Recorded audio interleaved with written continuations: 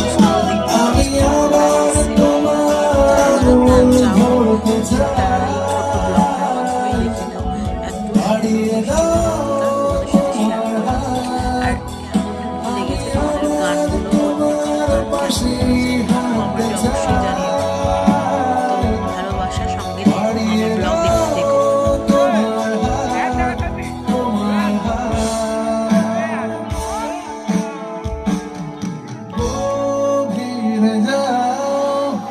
আরো গভীরে যাও সবাই মিলে।